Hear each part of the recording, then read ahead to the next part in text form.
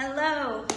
Here is a great warm-up and cool down for the beep test or any run in general.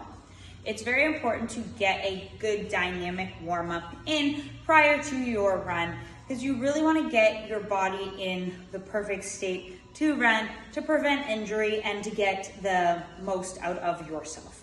Okay, for the run, you want to do your best. So, great dynamic warm-up. You're going to start, whether it's a walk, a march, or on a static bike.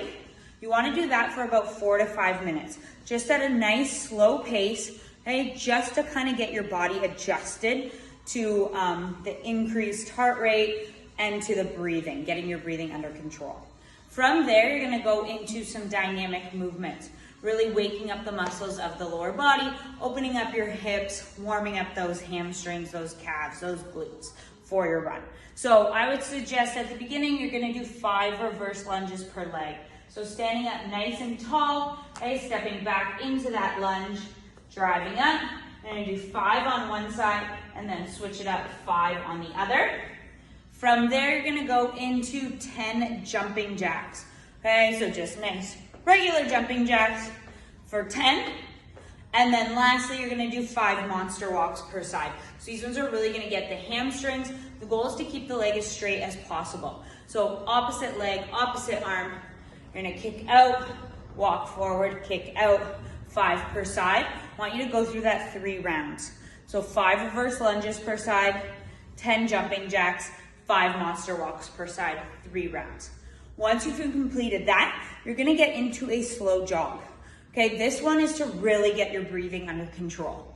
So if you're doing the beep test, just doing a couple laps back and forth will work.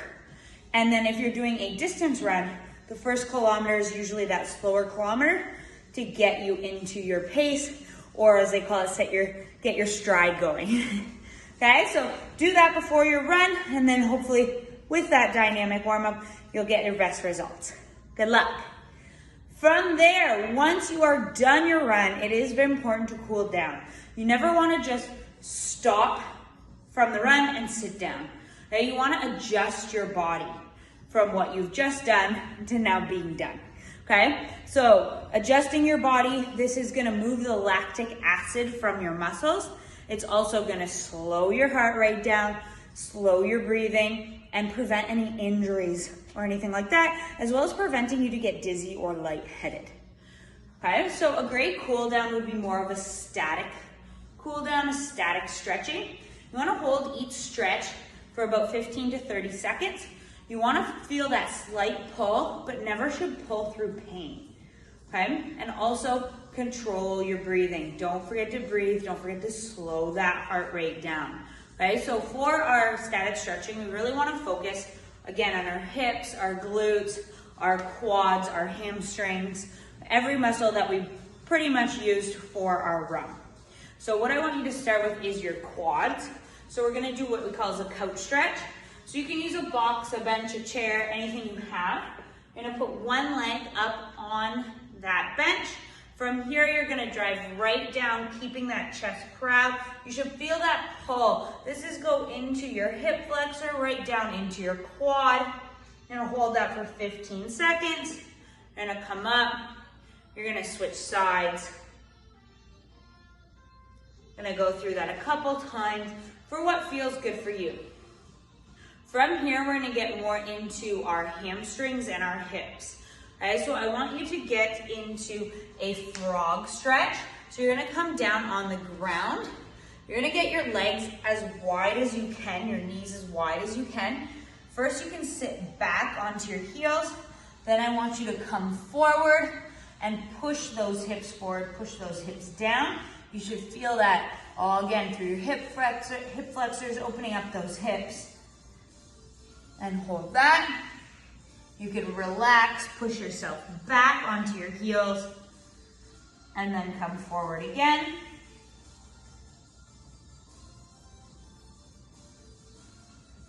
Do that a few times. Next, we're gonna go into a hamstring stretch. So this one, I just want you to sit on the ground. You're gonna bend one knee, bring that foot nice and tight to your leg, then bring that other leg straight, point your toe towards you. and you're just gonna pull that toe gently towards you. You should feel that all in the back of your leg. It's gonna get your calf and your hamstring. You can relax during it and then come back into it. Remember to switch sides.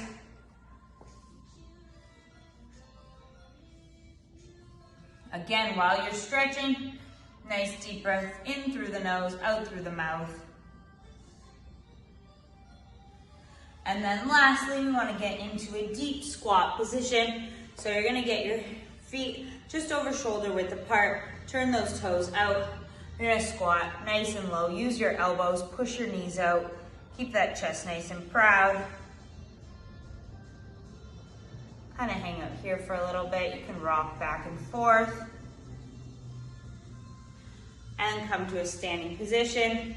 You might want to do some hip rotations a couple times just to loosen those hips, especially to compare, depending on what